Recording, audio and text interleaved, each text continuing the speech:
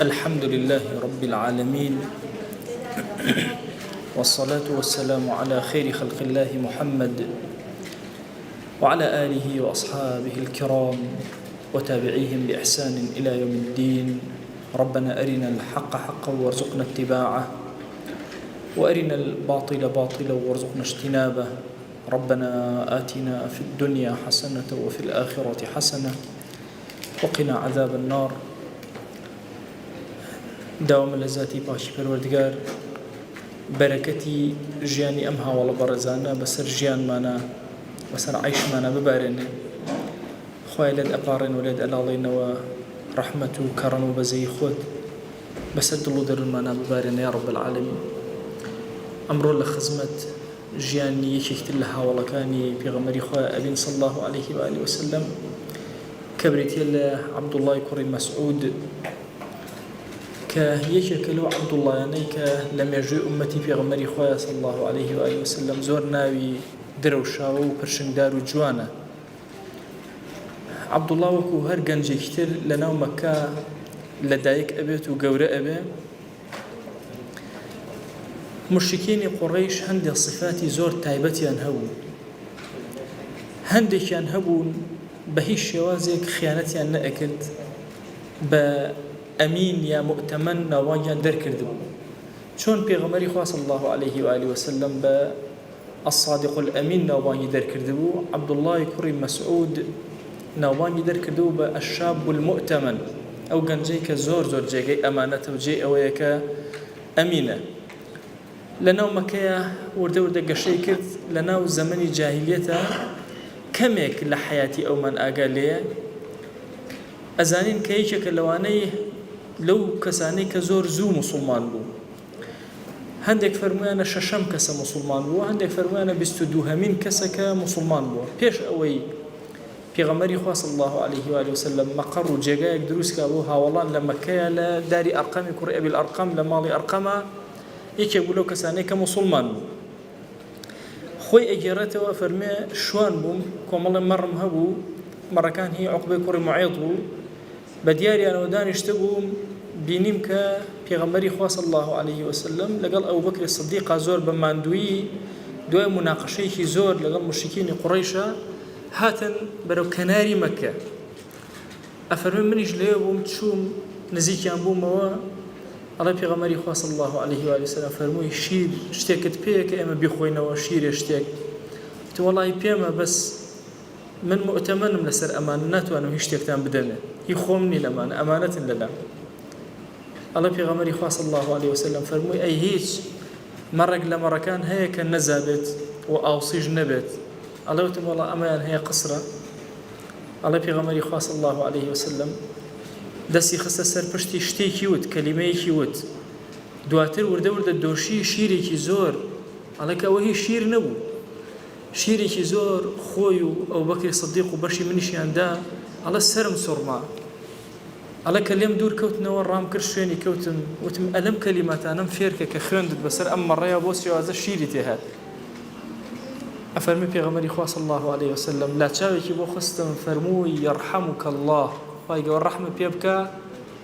إنك غليم مؤتمن إنك غليم معلم تو غلامك بتشكلي شو جنج ولو كاتا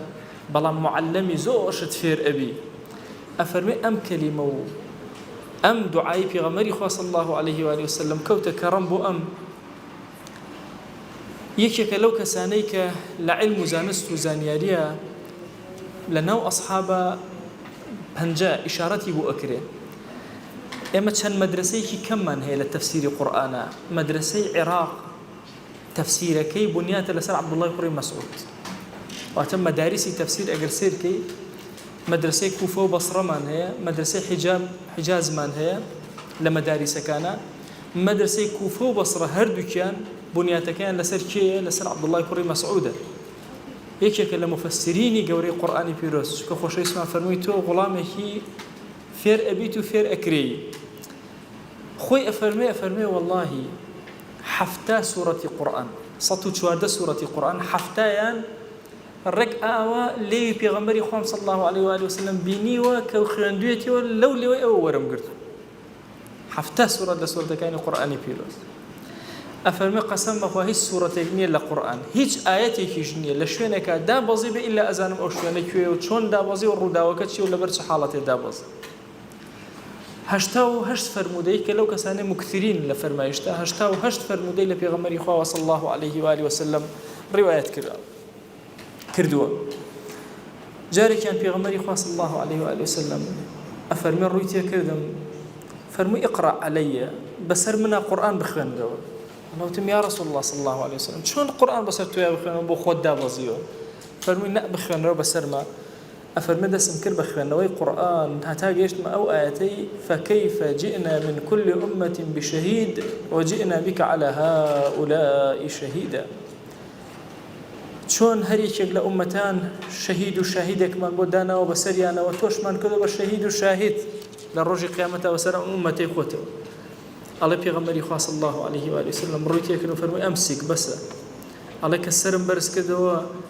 وعیناه تذرفان چاوەکانی پێغەمبەری خوا صلی الله علیه و آله وسلم کە شاهیدە بەسەر ئومەتەکەیەوە ئەفەرمێ فرمێسک پێ ئەهاتە خوارەوە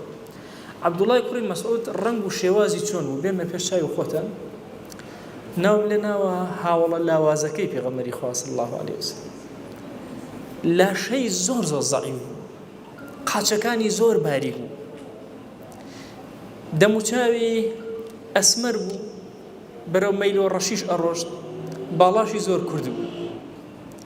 بەڵام کێوێکی زۆر گەورە لە تاعات و عیبادات و دینداریە بۆنێکی زۆر خۆش تەئسیری قسەی لەسەر بەرامبەرەکانی زۆر بەهێز بە عەبدوڵڵا لە هەر مەجلیسێکە دانیشت کاریگەری لەسەر دەوروبەرەکەی دائەنا کاتێکە وردەوە دەرنەو مەکە یەکەمین کەسێک کە بە ئاشکرا قورئانی خوێن لە پەنای کەعبە لە غەیری پێغەمبەری خوا صلی الله علیه و آله وسلم لەگەڵ ئیمامی ئەبوبەکرە بریتی بوو لە عەبدوڵای کوڕی مەسعود سەوتی زۆر خۆش بوو چووە پەنای کەعبە و بە دەنگی بەرز قورئانی خوێن لێیاندا عەزیەتیاندا خوێندی قورئانی خوێن خۆی زۆر زەعیف و لاواز وەرە ئەمە لێدانێکی باشیش بکرێ یەکێک لەو کەسانەی کە پێغەمبەری خوا صلی الله علیه و آله وسلم زۆر بەزەی پێهاتوە عەبدوڵڵا بوو بۆیە هەرزوو ئەمری فەرمووی بڕۆ هیجرەت کە بۆ حەبەشە هجرەتی کرد بۆ حەبەشە دوای هاتەوە ناو مەکە عەزیەت و ئازاری زۆر یەکێک لەوانەی کە تەحەمولی زەحمەتی زۆری لە پێناوی ئەم دەعوە بانگەوازە کردو ئەفەرمێ لە دوای ئەمە هجرەتی کرد بۆرە مەدینە چووە ماڵی معاذی کوڕی جەبەل معاذی کوڕی جەبەل لە وتارێکە بۆم باس کردووم أعلمكم بالحلال والحرام عالم تريني هؤلاء في خوا صلى الله عليه وسلم بحلال وحرام بريتي لمعاذ في خوا صلى الله عليه وسلم لبين أمو زبير كري عوامة أم دواني كربة براي يكتر فرموي أم دوانا براي يكتر كهاتنا نو مدينة خوي دايكي هجرتي يعني كر دايكي في أوترا أم عبد لقال عبد الله كوري مسعود بيك ودس يعني كرب خدمتي مالي بيغمري خوا صلى الله عليه واله وسلم ابو موسى اشعري فرمك ليمن وهاتم ناو مدينه او اند دايكي وعبد الله هات نجورو الروشتن من واتي قيشتبوم كما اهل بيتي بيغمر صلى الله عليه وسلم وامزاني ام عبد خيزاني بيغمر صلى الله عليه وسلم وامزاني عبد الله كريتي او اند هات مالو الرشد او اند لخدمتي او ايشكاني لخدمتي پیغمبري خويا صلى الله عليه واله وسلم تشيب كان يلبس النبي محمد صلى الله عليه وسلم نعليه نعلكاني اكرد بي پیغمبري خويا صلى الله عليه وسلم ألينا هل وستيب كم جدوية موسد درسكا طبعا يكيد لوش تاني للصحوة الإسلامية لأنه وتكانا لخوي وارد بو بناو خلشي إما ببيع ما هيج أولياتي كيبه لدينا وتيان والله بدعية ناوي بيلاو بو خلق داني بو شي بدعية يعني هو كاركي والله إنسان زور برزتشونا بيلاو دابني جورك أدب لغل ميوانا بريتيبو لداناني بيلاو هل لخوة ما وارد بو هموشي قناعتي كده بأمي بدليل وبلغيه كبير لسر أمي بوشي بدعت بيتو بيالله وداني وميوانا كتو الرئيسي ليه بقول والكو بشيك الذين رئيس قرتن دولها والاني في غمري خواه صلى الله عليه وآله وسلم خزمتي نعلي في غمري خواه كردوه صلى الله عليه وسلم لحضرة كاتك لمالو بو یەکێک لەو کەسانەی خزمەتی کرد ئەنەسی کوڕی مالک، یەکێک لە ئیشەکانی کە بۆی ماوە بڕێتی و خادم و نعالی ڕەسوول الله صلی الله عليه وسلم خزمەتی نعلەکانی ئەکرد دایەنا. یەکێکی لەو کەسانەی کە لە سەفەرە زۆرتر و هەندێک جاریش لە ماڵەوە بریتی بوو لە عەبدوڵڵای کوڕی مەسعود خزمەتی پێڵاوەکانی پێغەمبەری خۆی ئەکرد صلی الله عليه وسلم. لە تهذیب الکەمال لە طبقاتی ابن سعدە لە تاریخی دیمەشقی ابن عساکرە و زۆرێک لە کتێبەکانی ترە هاتووە ئەفەرمێت چۆن خزمەتی ئەکرد، شێوازی خزمەتەکەی بۆ پێغەمبەری خوا بەم شێوازە بوو. ئەفەرمێ نعلەکانی ئەکردە پێی پێغەمبەری خوا صلی الله عليه وسلم ثم يمشي أمامه لبردميو الروج بالعصا، عصاكي بيغمري خواه أقرب دسيو لبردم بيغمري خواه أتشو صلى الله عليه وسلم حتى إذا أتى مجلسه كأجيشت مجلسك خوش ويسمان نزع عليه هردون على كلا بيغمري خواه صلى الله عليه وسلم داءنا وأدخلهما في ذراعه أي خصة بن بالي خوي فمشي وازه أدخلهما في ذراعه أكري أوابه بەڵام زیاتر ئاوایە کە بەم شێوازە لە بن باڵی خۆیان دای ئەنا اینجا عەساکەی ئەداوە دەستی پێغەمبەری خوا صلی الله عليه وسلم لەناو مەجلیسەکەی بۆی عەساکە بەدەستیەوە. سەری ئەم شێوازی ئەدەبەکەن لە خزمەتی پێغەمبەرە صلی الله عليه وسلم. نعلەکانی لە پێ ئەکرد نعلەکانیشی لە پێ دا ئەنایەوە کە دای ئەنا نەیخستە سەر زەوی ئەیخستە بن با خەڵی حتى وكو بيغمري خوا صلى الله عليه وسلم جاري تبو مجلس يكتر هالأسايو بو أليروا حزكم أو فكرة رتكم كميوانة هات بشو بيلاكان الريسك وهيك لا آداب الدينية كان كأبيني أصحاب لخدمة بيغمري خوا صلى الله عليه وسلم شون أما ملايكة وإنسان إكرامي ضيف كابن حجر فرمي لهركم ملقايا كعادتك وإكرامي ضيف حرام لا دان لي جورك لإكرام الضيف أبو حرام اللي لابد أو تو میوانداری مثلا هستانە لەبەری پێڵاو بۆ ڕێزکردنیەتی تەرتیبی هەر شتێک لەم بابەتانەوە ئەدەبێکی زۆر گەورەیە ئەفەرمێت لەناو هەر کۆمەڵگایەکە هەبوو حرامە لێی لا بدەین. بۆیە عەزیزانم ئەو مەفهومە ئەبێ ڕێککەینەوە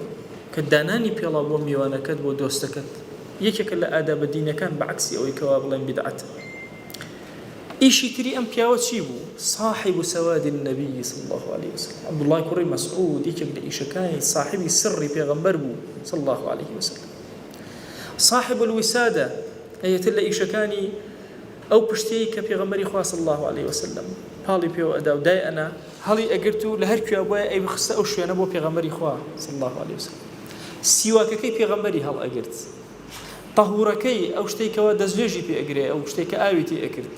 أوشي بو هل أجرت لخدمتي أبو أجر في غمر إخوة صلى الله عليه وسلم كان يستور النبي صلى الله عليه وسلم إذا اغتسل خوي بشور دايا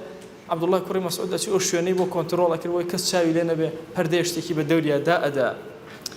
كان كثير الولوج على النبي صلى الله عليه وسلم زور أشو ماله أهاته ودرو أشو خدمتي أهاته هل بروج بو أبا موسى أشعري واي زاني واي شكل لأولادي في غمر صلى الله عليه وسلم. الليرة أمامي هلوستة لسر شتيك قائد زور مهمة أهل السنة لهمو كاتك زياتر أمره بيسي بقائد هيك همو بدوري وكوبيته تصور كان أمشي وازي آداب لقل في غمري خواه صلى الله عليه وسلم يعني مزور كات رواية بيشامان كفي غمري خواه صلى الله عليه وسلم وكو كسيكي زور عادي بلام أصحابه ما يقبل لا أكل وكو كسيكي عادي تصور كسي سواكي هالجيري کەسێک نعلەکانی یەکێک بکاتە پێی و دایکەنێتەوە هەڵیگرێ بۆی کەسێک تر ئادەی پشتێکە بێنە داینێ سەتری یعنی ئیشەکانی پێغەمبەری خوا صلی الله عليه وسلم هەمووی تەوزیعات بوو. بۆیە گەورەکردنی قائد و لە خزمەتبوونی قائد و عالم و زاناکانی ئومەتە ئەمە یەکێکە لە ئادابی دین. بۆیە لە عەقیدەی ئەهلی سەلەفە هاتووە وەنەدین الله باحترام علەمائنا الهدات بەدینی خوا ئەزانین کە احترامی زاناکانمان بگرین. أهل السنة أم كيش جوري هي تصور كان هتا أم أخيرانا غير حنفية كان نبي توزي بتوكمي ما ونتوا شبرزيكي زور جوري العالم الإسلامي هي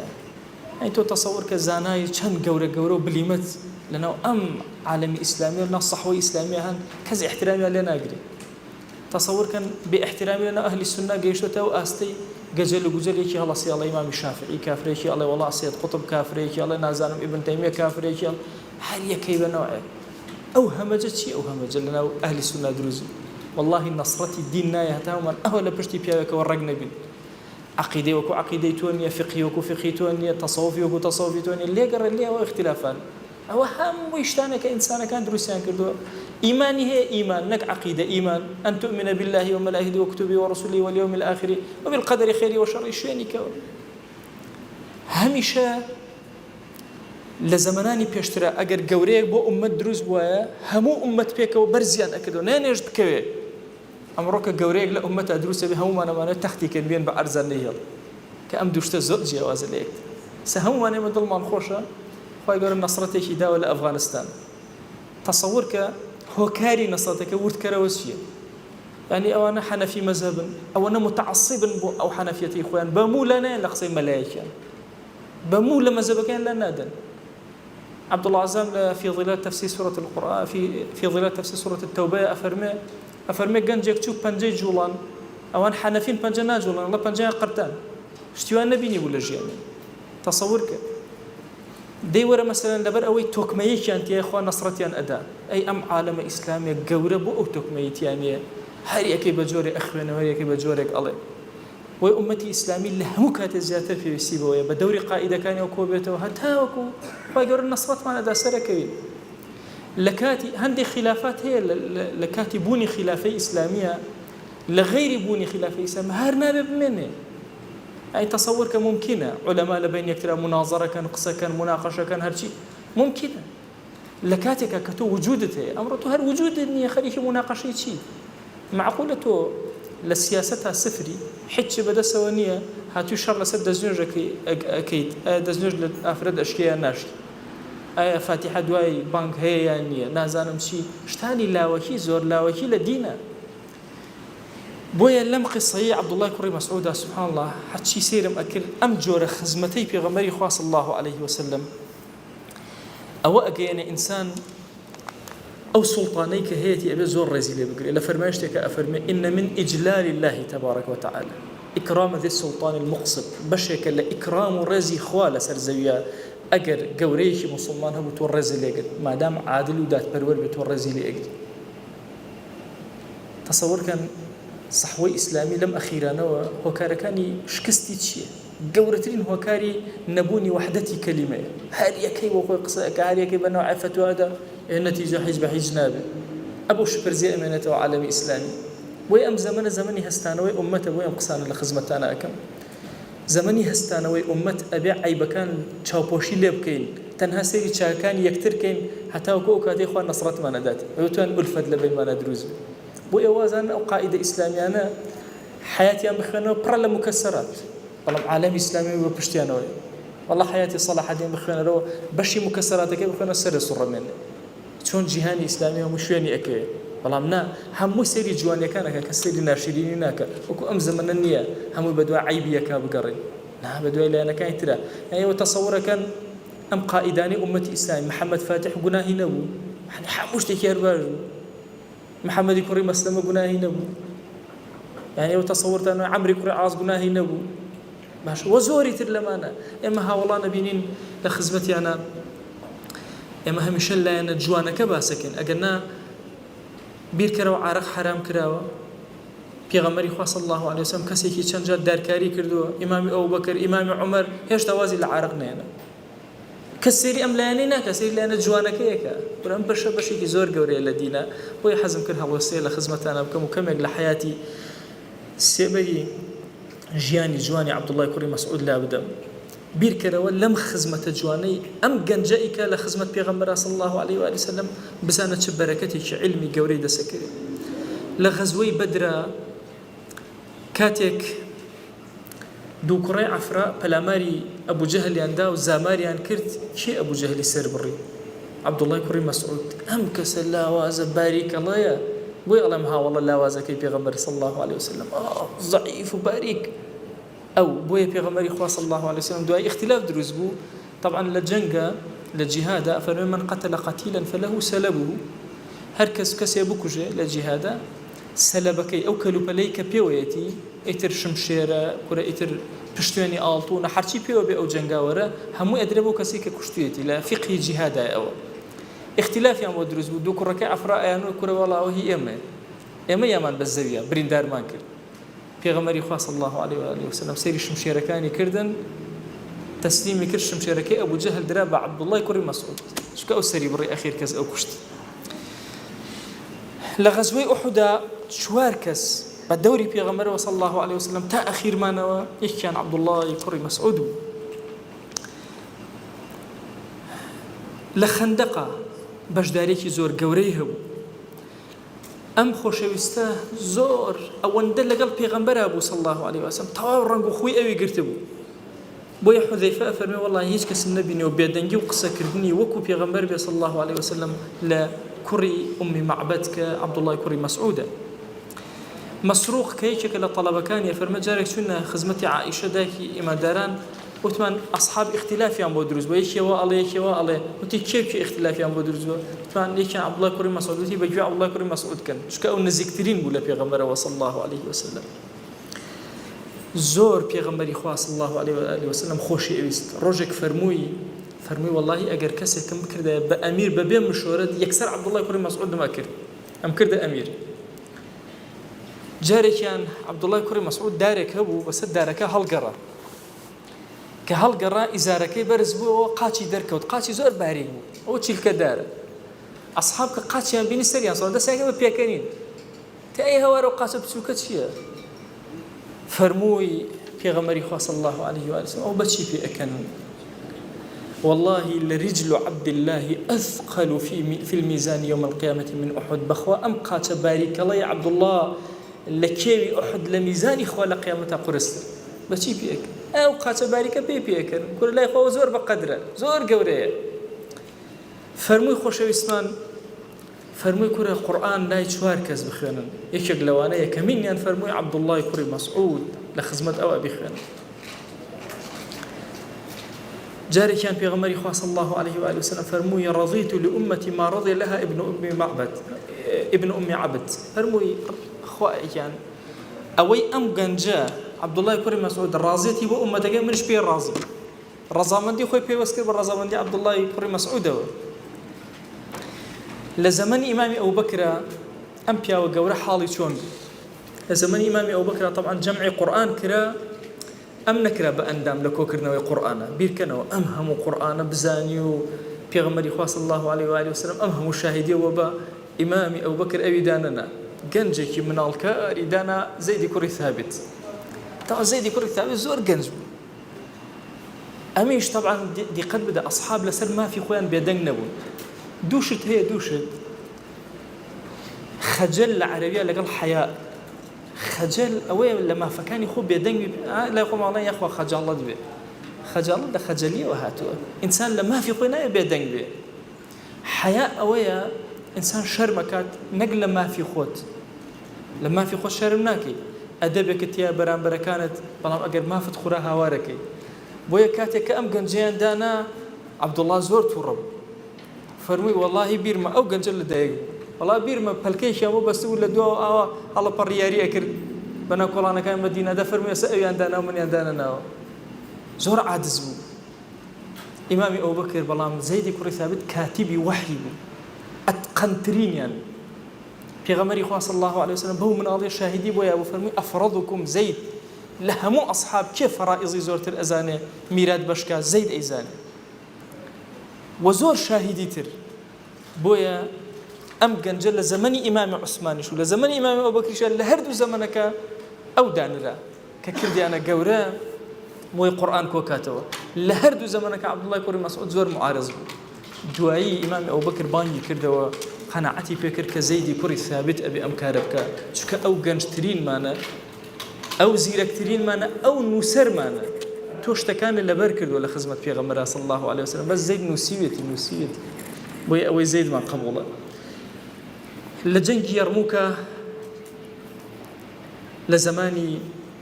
ئیمامی ئەوبەکرا بەشداری کرد دواتر لە شامە مایەوە لە حیمسا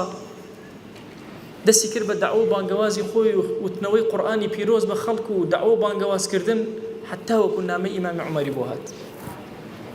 کە ئیمامی عومەر نامەی بۆ نارد گەڕایەوە بۆ ناو مەدینە و ئیمامی عومەر ناردی بەرەو کوێ بەرەو کوفە ئیمامی عومەر فەرمووی قەضاوت لەناو کوفەیە لەگەڵ بەیت الماڵ ئەم دوانە لە کوفە لە دەستی عەبدوڵای کوڕی مەسعودایە. ئەفەرمێ بە ئەهلی عراق أي أهل عراق بعثت إليكم عمار بن ياسر أميرا وعبد الله ابن مسعود معلما ووزيرا أو من أميركم ونادونك عمار كري ياسر عبد الله شم كدوبة معلم فيري قرآن تاكا ووزيري شا جانشيني عمار وهما من النجباء من الصحابة رضي الله تعالى عنهم كأوانا يشكل دوكسي زور نجيبنا وأصحابي بيغمري إخوة صلى الله عليه وسلم بخوا أم عبد الله بوم ناردون الأخيرنا مكون سي وقد آثرتكم بعبد الله على نفسي وعبد الله على نفسي بخوا من إثارم كردو خم أو اندم إيش بعبد الله يا بزل برخاتي إيه وناردون. طبعا إمام عمر سياستي كي سيري هو لقال أهل العراق أهل فتنة حمر جدانا كريانو أميرك مو بقر إمام عمر جي فرمو والله حمر جداوب كان أميرك مو بقر حمر جد أقل وتي أن تاني تريان بو فتنة دروس نبي العراق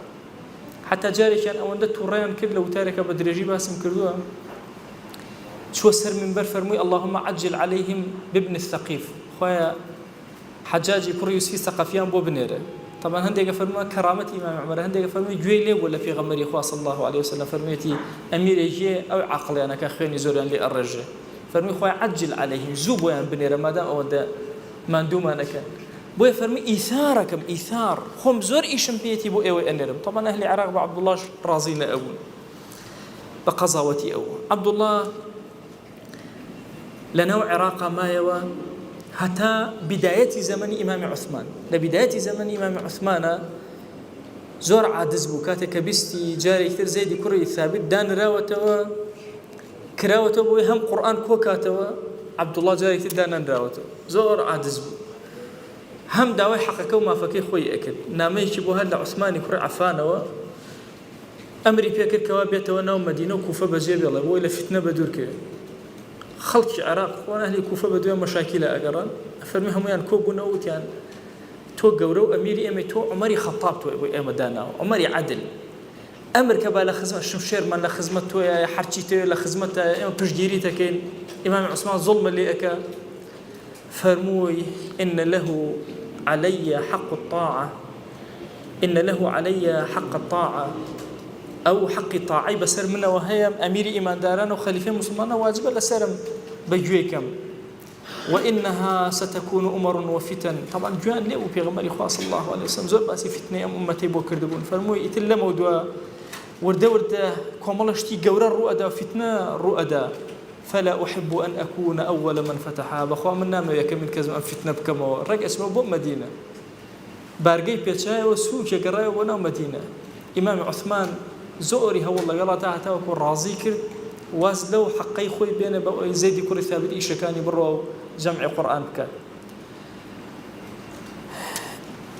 إمامي جورمان هاولي برزمان عبد الله كري مسعود كلا خدمة حياتك يا أجين جيانك برزي ونزمي زور ونارحتي زور وجهاد وليدان وإعلان قرآن وزور كاري جورا أفرميه من سره أن يلقي الله غدا مسلما فليحافظ على هؤلاء الصلوات حيث ينادي بهن كل هركسك بياني بمسلماني ركعته أخوة بقاته أخوة لقاي أخوة دبا أجيل النيوجة فرزكاني به أو نيوجاني كبانجي بو أدري زور أجيل يعني بزور محافظة إلى سركا أو نشاني إيمان داري نشاني مسلمانتي نيوجة كانت نيوجة فرزكانة عبد الله كريم مسعود مقولاتي زور جورا بقوته كان مقولة لخدمتنا باسكم طبعا عزم كردن كيك هلا مكثرين لأحاديث بيغمري خواه صلى الله عليه وسلم أفرمي خوشويس من هرجارك دعاء أكرد كلا خدمت يا أبوم دعاء كان السيجار دوباره أكردو يكجار نئود مثلا نئود خواه جان عفومك سيجار خواه عفومك لدعاء كان دعوة هرجتي كيف كده سيجار أفهمي أجر استغفاري شيء بكرده سيجار أكر بوي لدوين نوجا كان جيما كل نوج أبينا والسلام أدينا الله أستغفر الله سيجار إيلين خوشويس من زور حزي أكر دعاء كاني سيجار بليت ولا خدمة خوايا جل جلاله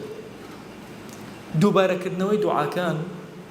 يكي كل آداب زور جوانا كان دعاء إلحاح لدعاء هەموو دوعایەکە بە ئیلحاحەوە ئەیکەی لە بەردەم خوایە زۆر جێگەی قبوڵە بە ئیلحاحی هاوارەکەی لە ڕەب العالەمین داوای لێ یەکە.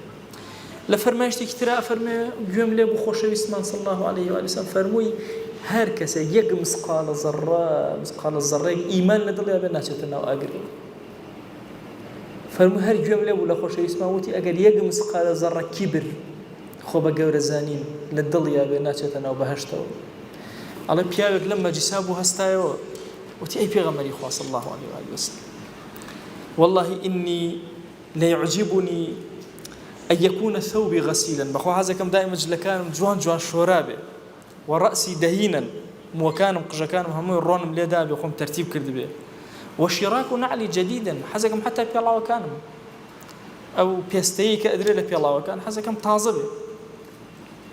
وذكر أشياء زۆر شتی باس کرد حتا لە ڕوایەتێکە ئەفەرمێ وتی ئەو قامچی کە بەدەستمەوەیە طبعا ئەو دارێکی ئەیانگر بەدەستەوە قامچێکی پێ بوو لە قەرەخە وتی وەڵا حەزەکەم ئەو قامچیش تازە بێ هەموو شتی لۆک حەزەکەم کەسێکی ئاوا زۆر شەیق و جوان و مرتب و تەرتیب ئەفەمینە الکیبر ئەم خۆشەویستی من بۆ ئەم شتانە ئایا لە کیبرە خۆشەویستمان فەرمووی إن الله جميل يحب الجمال خوا جل جلاله جوانە و جەماڵیشی پێخۆش جوانی پێخۆش. ئەم فەرمایشتە دەواازەیەکی زۆر گەورەی کە عەبدوڵای مەسعود بۆ ئێمە ئەگەڕێتەوە عەبدوڵای کوڕی مەسعود یعنی تەسەوور کە ئایا من خۆم تەرتیب بکەم و ئەوەوە لە کیبرە یعنی هەندێک لە فکری تەسەوفی وا تێگەیشتون کە خەرقەیەکی شپرز و جلێکی شڕ و ئەمان لەبەرکەی بەشێکە لە چی لەوەی کە ئینسان کیبر لە دڵیان نەمێنێ نا مەسئلەی عیباداتی قەلب حەقی بەسەر زاهیرەوە نییە دڵت تەواضعی هەبێ و کیبریتیان نەبێ نەک جلەکانە تەواضع بێ لوتێ بە ئاسمانەوە بێ. بۆیە غەزالی ڕەزا ڕەحمەتی خوای لە ئیحیایە ئەفەرمێ جاری وا هەیە کەسێک نانێکی ڕقە خوا جلێکی شەڕی لەبەرایە لە هەموو کەس متەکەبیرترە لە هەموو کەس زیاتر ئەوە پێشێلی خەڵک ئەکات ئام نانە ڕقەی کە ئیخوا بەسەر دینەوە ئیخوا ئەوە بەم شێوازە ئەکلی ماڵی خەڵک کە ئەوە خۆی لە خەڵک بە گەورەتر بزانەوەی سیادە و قیادە پێ دڵ ئێرە وا لێ بکە کیبریتیان نەبێ دڵت وا لێ بکە تەواضعی هەبێ. ئەم فەرمایشتەی عەبدوڵای کوڕی مەسعود دەواازەیەکی زۆر گەورەیە کە ئیمامی ئەحمەد لە موستەدەکە هێناوێتی تەسەوور کە ئێمە ئیماندار لە جلو و بەرگ و لیاقە و هەیبەتمانە لە هەموو کەسە بێت جەماڵ و جوانتر بین هەر کەسە بە عورف و عادەتی خۆی هەر مەنتیقە بە شێوازی خۆی بە تەرتیبی خۆی. ئەم جیهانگیری ئەمڕۆ ئەوێ هەموو جیهان یەک جۆر جل لە بەرکامە زۆر خەڵەتە هەموو کۆمەڵگایەک جلی خۆی هەیە شێوازی خۆی هەیە شێوازەکەی مادام مخالیفی دین نیە بە شێوازی خۆی بڕوە کەیفێتی خۆی بڕوە. هەموو لە ئومەی ئیسلامیە بە هەمیشەی ئاوا بوو بە درێژای مێژوو بخوێنەرەوە یەک کەس نەبوو جلی کەسێکی تر لە بەرکە هەمووی هەر قەومیەتە حتا ئێستا جلەکانمان ماوەتەوە هۆکاری چییان بەمە 1400 ساڵە ئومەی ئیسلامی لەناو ئێمە تەحەکومەکە یعنی ئەو زەمەنەی کە کورد مسلمان بوو هەتا ئەمڕۆ بیرکەرەوە جلوبەرگمانۆکو خۆی ماوەتەوە ئەوە نیشانەوەی دین جلوبەرێکی بۆ ئێمە پاراست کەسێکی ئەفغانی جلوبەرگی ماوەتەوە کەسێکی هندی ماوەتەوە کەسێکی سینی ماوەتەوە هەمووی وەکو یەک بەس ئەوەندەیە مخالیفی شریعەت نەبێ بەڵام جوان و لیاقەت ئەم شپرزی و ناشرینەی ئومەتی ئیسلامی نییە. ئەو فەرمایشتە شیرینە فەرمێ المؤمن کەشامەتی بین الناس دەموچاوێکی گەشتی جوانی سپی خاڵێکی پێوە بێ ئەو خاڵە چەند جوان دەرەکەی مسلمان ئەوە لەناو خەڵکا دەرەکەی ئەوە جوانە ئەوە مرەتە ئەوە کەشخەیە بمعنى كلمة هاولك صاوتي من كشخيم أيام لا كبرة فرمي إن الله جميل يحب الجمال خاي قولت جوانا جمال وجواني شي خوش لصالي سيودوي كوتشيا لنا مدينة عبد الله كوري مسعود وفاتك عمري 66 صالة لنا بقيعة أنا أجري قرصاني بقيع إمام عثمان تشريفين لزمن إمام عثمان يتخزمتي أي عبد الله اشتكت أي بو جيبا جيكم شيء الله هم وسط كانوا بو زبير كري عوام كردو بو كركي عبد الله كري زبير وسطهم كردو كأو بمشوا أو كفنم كا أو دفنم كا أو نيجم لسر كا هم وسط كانوا بو كردو أي اشتكت للدنيا ناوية طبعا لزمان إمام عمر وكوتاي زمان إمام عمر يكيق لو اشتانيك عبد الله كوري مسعود أو ما داهات ومال وسر وساماني خوي ورنا أجر أيو بيستمني دولة من بو أيو هيش بيستمني همو إلى خزانة مسلماننا أمايو طبعا یەکێک لەو شتانێکی ئێستاڵان پاشەکەوتی موچەتان بۆ ئەکەین تەسەوور کە هەمووی لەوێ هێشت بوو هیچی وەرنەگرت بوو وتی ئەوە زوبەیرم داناوە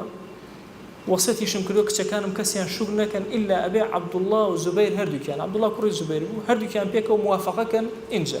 چونکە پێغەمبەری خوا صلی الله علیه وسلم ئەم زوبەیری کردە برای منە ئەوە برای منە کچەکانم بەبێ پرسی ئەو نابێ شوک بکەن ئەفەرمێ وەفاتی کرد زوبەیری کوڕی عەوام نوێژی لەسەر کرد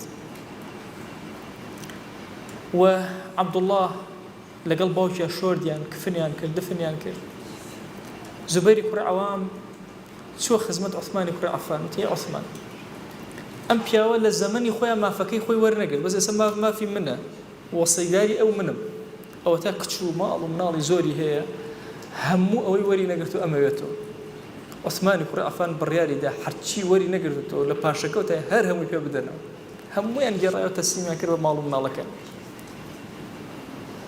ئەم هاوڵە بەڕێزەی پێغەمبەری خوا صلی الله علیه وسلم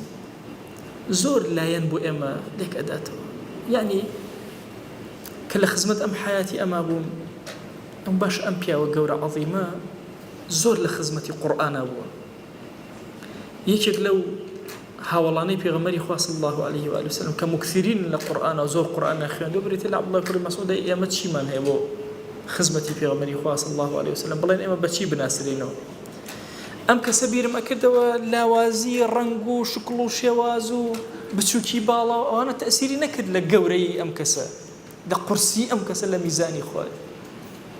والله جاری وایە ئینسان مەهما کان قەڵە و گەورە و زۆر سوودی وەرناگرێت لە میزانی خوایە لەو فەرمایشتا ئەفەرمێ کەسێک ئەهێن لە ڕۆژی قیامەتە میزانەکەی ئاوە بەرامبەر بە یەک ئەوەستێ ئەڵێ کەسێکی زۆر کەڵەگەت و گەورەیە ئەمە کاڵم کەڵەگەت و گەورە هیچ زمانی خۆمانتان نێتە پێش 100 کیلۆیە باش ئەڵێن وەڵا زۆر قەڵەوە بیرکەرەوە ئەگەر 6 زیرا 30 مەتر درێژ بێت و قەڵە و گەورە و زەخمیش بێت ئەبێت چەند بێ قورسایەکەی ئەڵێ لەو کاتە کە نامەی عمالەکەی لە ئاستیەکە ئەوەستن زۆر ئەترسێ ئەڵێ ڕائەکە خۆی ئەدا بەسەر لایانی چاکە ئەڵێ بەشکم تۆزێ بجوڵێ ئەڵێ یەک وەزنی بچووک جوڵێک ناکە بۆ میزانە دەی کەسی عەبدوڵڵایکی کوڕی مەسعود بە مەعنا ئەوەندە گەورە بۆ قاچە باریکەڵەکانی بە ئەندازی کێوی ئوحد قورسن لە ناو میزانی خوایە جەل جەلاله ئەبێت چەند گەورە بێ ئەم پیاوە لای خوا و ئەبێت چەندێک ڕێز و ڕوتبەی گەورەی هەبێ لە بەردەم ڕەب العالەمینە ئەم هاوڵە بەڕێزەی پێغەمبەری خوا صلی الله علیه وسلم لە مافی خۆی نابورێ کورە سەیرە موسڵمان لە مافی خۆی ببورێ تەسەوەر کە هەتا ڕازیان نەکرد بێدەنگ نەبوو هەتا ئیمامی عوسمان ڕازی بە ئیمامی ئەبوبەکر ڕازیان کرد کە بێدەنگ بکا کە با زەیدی شەکانی جێبەجێکە لێ نەئەگەڕ مافی خۆمە من لە هەمووتان ئەقرأترم بينما ئەمە نووسینەوەی قورئانە زەید نووسیوێتی و تۆ لەبەرێ کردووە مادام زەمەنی نووسینەوەی ئەبێ زەید پێش تۆ کرد ئاخر ئەو گەنجە ئەو مناڵێکە نە بەڵام لە ئەخیرە کە ڕازی ئەکەن و قەناعەتی پێ ئەکەن ڕازی ئەبێ ئەم مناڵە قودوەی ئەم بێت و قورئان بنووسێتەوە عەبدوڵڵای کوڕی مەسعود بە قورئانەکەی زەیدی کوڕی ثابت ئەخوێنێتەوە ئەدەبی ئەصحاب لەگەڵ یەکترە شێوازی مامەڵە لەگەڵ یەکترە دروستبوونی ئومەت پێکەوە ئەی تەسەوور کە ئەمیری مەنتیقەیەکی گەورە لاتەبن داتەنێنەوە ئەتهێنن ئەدبن سڵتە لێ ئەسەنەوە کەس قسە ناکە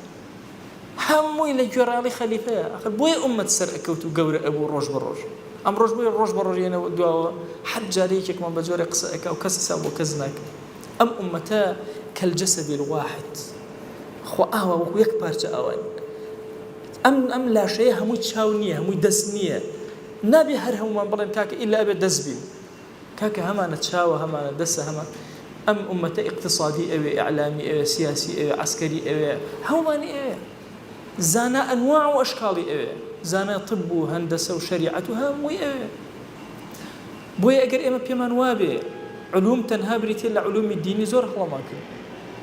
ئومەتی ئیسلامی لە هەموو علومەکانە لە پێشەوە هەموو ئەو تۆکمەی کە ئەمڕۆ ئەیبینی بەو هەموو هێزەی جیهان لێمان ئەدرێ هێشتا ماوینەتەوە هۆکارەکەی چییە؟ هۆکارەکەی هێزی زانانی ئومەتە بۆیە ئەبێ زۆر بە وریایی ئێمە مامەڵەکەین لەگەڵ ئەو دەقانەی یەنە بەردەستمان لەگەڵ ئەو زەمەنە خوێندنەوەی زەمەن و واقع زۆر گرنگە ئێمە موسڵمان بیخوێنینەوە بزانین ئەو زەمەنە چییە بە چییە گوزەرەکە چۆن گوزەرەکە خەڵکی کافر چۆن تەختێت بۆ ئێمە دائنن کە بماندن بە عەرزە ئێمە چۆن پارێزگاری لە خۆمانەکەی بۆیە عەزیزەکانم حياتي أم هاوڵانەی پێغەمبەری خوا صلی الله عليه وسلم. والله ئینسان کە لە خزمەتیانە ئەوەستێ لە خزمەت دوو چاوە ئەوەستێ کە بە حەقیقەت پێغەمبەریان بینیوە صلی الله عليه وسلم. والله ئینسان دڵی زۆر گەش ئەبێ هەموو لەحظەیەک لە حیاتی ئەمانە بەرەکەت و ڕەحمەتە بۆ ئێمە، دەرگای خێرە بۆ ئێمە. هەموو سوچێک لە حیاتی ئەو پیاوە گەورانە ئەو ئەفرەتە گەورانە ئەخوێنیتەوە ئەبینی کە کۆمەڵە دەروازە و دەرگای خێری گەورەت بۆ ئەکرێتەوە. خوای گیان ئێمە گوناهی زۆرمان کردووە، بەڵام واللهی پەروەردگارە قەت عنادیمان لەگەڵ تۆیان نەکردووە. یا ئیلاهی بە حورمەتی ئەم کەلیماتانەی ئەیڵێن و گوێمان لێ ئەبێ، بە حورمەتی ئەم ژیانەمان لە خزمەتی ژیانی هاوڵانی پێغەمبەری خوایە صلی الله عليه وسلم لەسەر جەم گوناهەکانمان ببوورە یا ئەکرەم الئەکرەمین. خوایە گوناهێ بە ئاشکرا کردومان عەفومان کە، گوناهێ بە پەنهان کردومان عەفومان کە، گوناهانێ بە دڵ کردومانە عەفومان کە، گوناهانێ بە خەیاڵ کردومانە عەفومان کە، گوناهانێ بە دەست و قاچ و چاو و داوێن و عەورەت و سکو هەستەکانمان چێژەکانمان کردومانە عەفومان کە یا ئەکرەم الئەکرەمین. گوناهێ لەمە پێش کردومانە عەفومان کە، گوناهێ لەمە دواییکەین و فریای تەوبە ناکەین عەفومان کە. یا ئیلاهی بەزەی بەسەر ئەم ئومەتا ببارێنە، ڕێکمان خە، یەکمان خە، بەهێزمان کە، تا ئەمەزراومان کە یا رب العالمین. خوای دامان مەزێنە یا ئەکرەم الئەکرەمین. خوای داوەندی ئەکەین بە ناوی جوانت بۆ صیفەتی بەرزە بە ئیسمی عەظەمت سەرفرازی ئەم دنیا ئەو دنیامان کە، لەبەردەم خۆتە گەورەمان کە یا رب العالمین. یا ربی خوای داوەندی ئەکەین بە ناوی جوانت بۆ صیفەتی بەرزە بە ئیسمی عەظەمت کەڕەمی خۆت بەسەرمانە ببارێنە، عەفوی خۆت بەسەرمانە ببارێنە، عافیەتی خۆت بەسەرمانە ببارێنە. یا ئیلاهی لێت ئەپاڕێنەوە لێت ئەلاڵێنەوە، هەموو چاکەکانی دنیامان ئەوێ پێمان عەتاکە، پەنامان بدە لە خراپەکانی دنیا، بەزەی بەسەرمان ئەببارێنە، کەڕەمی خۆت بەسەرمانە زیاد کە یا ئەکرەم الئەکرەمین. خوای گیان داوەندی ئەکەین بە ناوی جوانت بۆ صیفەتی بەرزە بە ئیسمی عەظەمت دڵمان خاوێن کەرەوە یا ئیلاهی، دڵمان پاک کەرەوە یا ئیلاهی. پەنا ئەگرین بە تۆ لە ڕیا، پەنا ئەگرین بە تۆ لە تەکەبور، پەنا ئەگرین بە تۆ لە ترسنۆکی، پەنا ئەگرین بە تۆ لە کوفر، پەنا ئەگرین بە تۆ لە نیفاق. یا ئیلاهی پەنا ئەگرین بە تۆ لەو گوناهانەی کە بە دڵمانە ئەگوزەرێ یا ئەکرەم الئەکرەمین. خوای دڵمان ساغ کەرەوە بۆ خۆت، دڵمان پاک کەرەوە بۆ خۆت، بەرزمان کەرەوە لای خۆت یا ئەکرەم الئەکرەمین. خوای گیان داوان لێ ئەکەین بە ناوی جوانت بە صیفەتی بەرزە بە ئیسمی عەظەمت سەربەرزی ئەم دنیا ئەو دنیامان کە. خوای سەربەرزی ئەم دنیا ئەو دنیامان کە، بمان گێڕە لەو عەبدانەی کە لێیان ڕازی ئەبی. خوای چۆن لە هاوڵانی پێغەمبەری خوا صلی الله عليه وسلم ڕازی بووی، لە ئێمەش ڕازی بە یا ئەکرەم الئەکرەمین. خوای داوان لێ ئەکەین بە ناوی جوانت بە صیفەتی بەرزە بە ئیسمی عەظەمت هەر گرفتێکمان هەیە خوای گرفتەکانمان بۆ چارەسەر کە، مەمان دەرە دەستی خۆمان بە ئەندازی چاوتروکانێ، مەمان دەرە دەستی خۆمان یا ئەکرەم الئەکرەمین. خوای داوان لێ ئەکەین بە لطفی خۆت، بە کەڕەمی خۆت و بەزەی خۆت، ڕەحمەتی خۆت بەسەرمانە ببارێنە. ئیلاهی لە هەموو کاتێک زیاتر ئەم ئومەتە ئەمڕۆ پێویستی بە ڕەحمەتی تۆ هەیە. یا ئیلاهی بمان خرەو سەر قاچەکانی خۆمان، کافران و بێدینان لە بەردەممانە زەلیل و سووک کە یا رب العالمین. خوای داوان لێ ئەکەین بە ڕەحمەت و بەزەی خۆت دامەزراومان کە لەسەر دینەکەت، نەسرەتمان پێ عەتاکە، عەقڵمان گەورەکە، فکرمان گەورەکە، ماڵمان یەکخە، دڵمان یەکخە. خوای داوان لێ ئەکەین سڵاوی ئەم مەجلیسەی ئێمە بگەێنە پێغەمبەری خوا صلی الله عليه وآله وسلم، یەک ناومان لە خزمەتیا بێنە یا ئەکرەم الئەکرەمین. یا ئیلاهی داوان لێ ئەکەین بە ناوی جوانت بە صیفەتی بەرزە بە ئیسمی عەظەمت. خوای داوان لێ ئەکەین بمان گێڕە لەو عەبدانەی کە بەسەری بەرزە و بە لقای تۆ شادە بن یا ئەکرەم الئەکرەمین. خوای ئارامی بەسەرمانە ببارێنە لەسەر مەرگمانە، ئارامی بەسەرمانە ببارێنە لە ناو گۆڕمانە، ئارامی بەسەرمانە ببارێنە یا ئەکرەم الئەکرەمین لەو لەحظانەی کە بە حوزوری تۆ شادە بینەوە یا رب العالمین. خوای داوان لێ ئەکەین بە گەورەی خۆت، بە ڕەحمەتی خۆت لەگەڵمانە بجۆڵێرەوە، بە عەفو و عافیەتی خۆت لەگەڵمانە بجۆڵێرەوە. خوای گوناهی زۆرمان بەرز کردوتەوە، بەڵام بەخوا ئیلاهی عنادمان لەگەڵ تۆیان نەکردەوە، چاومان لە ڕەحمەتی تۆیە، ڕەحمەت بەسەرمانە ببارێنە یا رب العالمین. خوای ئەم کەلیماتانەمان لێ قبوڵ کە. یا ئیلاهی داوان لێ ئەکەین بە ڕەحمەت و بەزەی خۆت ئەم دەرسانەمان بکرە بەرەکەت بۆ خۆمان، بۆ ماڵ و مناڵمان، بۆ شارمان، بۆ وڵات و نیشتیمانمان، بۆ ئومەتی پێغەمبەری خوا صلی الله عليه وسلم. یا ئیلاهی داوان لێ ئەکەین یەهود و نەسارا زەلیل کە، مەجوس زەلیل کە یا رب العالمین. ئەم ئومەتە خوای گیان محنەتی زۆرمان چەشتووە، یا ئیلاهی هانای زەعیفی و زەلیلی لە سجنەکانەوە بۆ تۆ بەرزەکەینەوە، هانای زەلیلی و زەعیفی لە اقتصادمانە بۆ تۆ بەرزەکەینەوە، هانای زەلیلی و زەعیفی لە عسکەرتاریەتمانە بۆ تۆ بەرزەکەینەوە. لە هەموو حاڵەکانە خوایە هانا بۆ تۆ ئەهێنین، تو گەوری خۆت خوایە پەنامان بدە يا إلهي بنا من بدا خواء بنا من بدا يا رب العالمين نصرت من بعطاك يا أكرم الأكرمين آمين آمين والحمد لله رب العالمين وصلى الله على سيدنا محمد وعلى آله وصحبه وسلم تسليما كثيرا أبدا إلى يوم الدين خواهي قول الله قناهي من الشيء أجبوري خواهي من قبولك